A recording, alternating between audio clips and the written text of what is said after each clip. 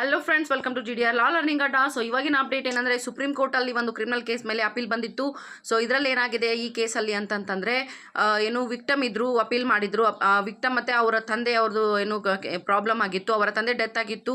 So victim ಏನು ಅವರ ಮಗ ಏನಿದ್ರು ವಿಕ್ಟಮ್ ಇದ್ದರು.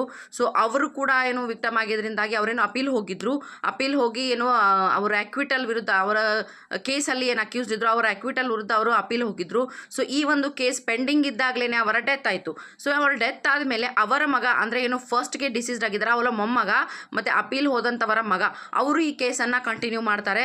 ಸೊ ಆವಾಗ ಅಕ್ಯೂಸ್ಡ್ ಏನು ಕಂಟೆನ್ಷನ್ ತೊಗೊಳ್ತಾ ಇದ್ದಾರೆ ಅಂತಂದರೆ, ನೋಡಿ ಇದು ಕೇಸಲ್ಲಿ ಏನು ಬಂದು ಅವರ ಮಗ ಬಂದು ಏನು ಸಬ್ಸ್ಟಿಟ್ಯೂಟ್ ಮಾಡೋ ಹಾಗಿಲ್ಲ, ಅವರು ಅದರಲ್ಲಿ ವಿಕ್ಟಮ್ ಆಗಿರಲಿಲ್ಲ. ಸೊ ವಿಕ್ಟಮ್ ಸತ್ತೋದ್ರೆ ಕೇಸ್ ಅಲ್ಲಿಗೆ ಮುಗ್ದೋಯ್ತು ಅಂತ ಹೇಳಿ ಅವರು ಕಂಟೆನ್ಷನ್ ತೊಗೊಂಡ್ರು.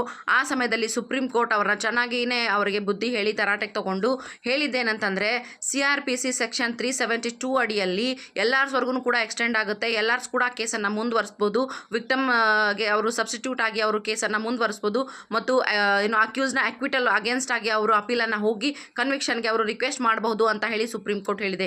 ಒಂದು ವೇಳೆ ಈ ಅವಕಾಶ ಎಲ್ಲಾರ್ಸ್ಗೆ ಕೊಟ್ಟಿಲ್ಲ ಅಂತಂದರೆ ಸೆಕ್ಷನ್ 372 CRPC ಅನಗತ್ಯ ಆಗಿದೆ, ಅದರ ಅವಶ್ಯಕತೆಯೇ ಇಲ್ಲ CRPCನಲ್ಲಿ ಅಂತ ಹೇಳ್ತಾ ಇದ್ದಾರೆ. ಸೊ ಅದಕ್ಕೋಸ್ಕರ ಸೆಕ್ಷನ್ 372 ಅಡಿಯಲ್ಲಿ ಯಾರೆಲ್ಲ ಅಪೀಲ್ ಹೋಗಿದ್ದಾರೆ ಅವರ ಎಲ್ಲಾರ್ಸ್ಗೂ ಕೂಡ ಅದು ಎಕ್ಸ್ಟೆಂಡ್ ಆಗುತ್ತೆ. ಮತ್ತು ಏನು ಅವರು ವಿಕ್ಟಮ್ಸ್ನ ಎಲ್ಲಾರ್ಸ್ ಕೂಡ ಅವರ ಕೇಸಲ್ಲಿರುವಂಥ ಅಕ್ಯೂಸ್ನ ಏನು ಎಕ್ವಿಟಲ್ ಇದೆ ಅದರ ಅಗೇನ್ಸ್ಟ್ ವಾದ ಮಾಡಿ ಅವರಿಗೆ ಕನ್ವಿಕ್ಷನ್ ಆಗೋ ಥರ ರಿಕ್ವೆಸ್ಟ್ ಮಾಡ್ಕೋಬಹುದು.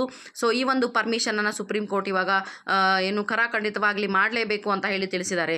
ಸೊ ಈ ಒಂದು ವಿಷಯದ ಬಗ್ಗೆ ತಮ್ಮ ಅನಿಸಿಕೆಯನ್ನು ನನಗೆ ಕಮೆಂಟ್ ಮೂಲಕ ತಿಳಿಸಿ. ಮತ್ತೇನಾದರೂ ಹೊಸ ಅಪ್ಡೇಟ್ ಇದ್ದರೆ ಆದಷ್ಟು ಬೇಗ ತಿಳಿಸ್ತೀನಿ. ಅಲ್ಲಿವರೆಗೂ have a nice day. Bye bye.